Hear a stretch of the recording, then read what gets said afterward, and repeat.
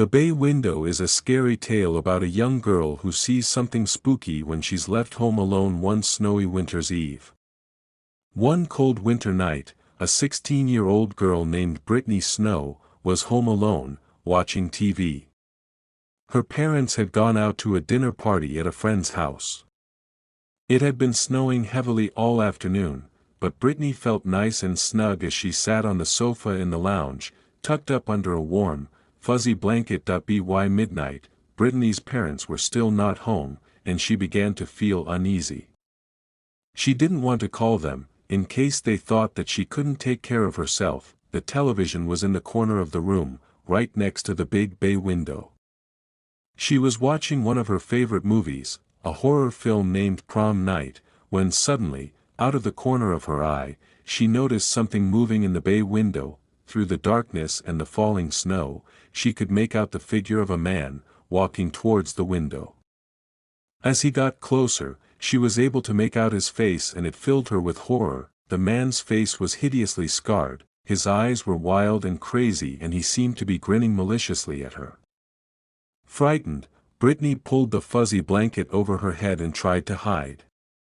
She hardly dared to move. Slowly, she pulled the blanket aside just enough to peer out with one eye. The man was still there. He was just standing there, staring directly at her as the snow fell behind him. Then, he reached into his coat and pulled something out. It was a long knife. Terrified, Brittany pulled the blanket back over her head and hoped that the madman would think it was just a pile of blankets sitting on the sofa. She managed to move her hand slowly over to her pocket and took out her mobile phone. Pressing the buttons in a panic, she dialed 911 and held her breath as she waited for an answer. When the operator asked, "What is your emergency?" Brittany put the phone close to her face and whispered, "There's a man outside my window. He's got a knife. Please come quickly." She sat motionless under the blanket as the minutes ticked by.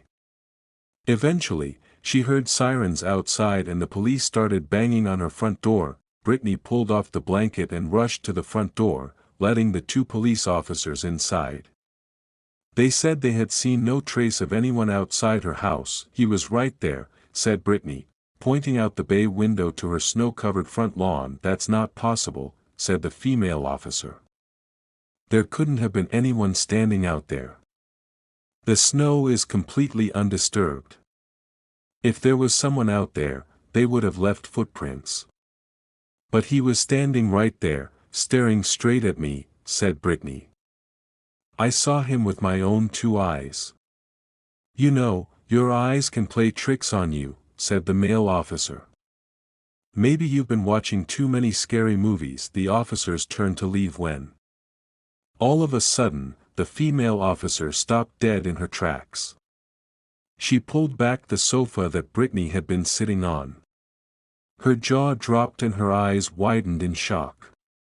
Brittany and the male police officer gasped. On the carpet behind the sofa, there was a trail of wet footprints and a discarded knife. "You weren't looking at the man outside the window," said the female officer.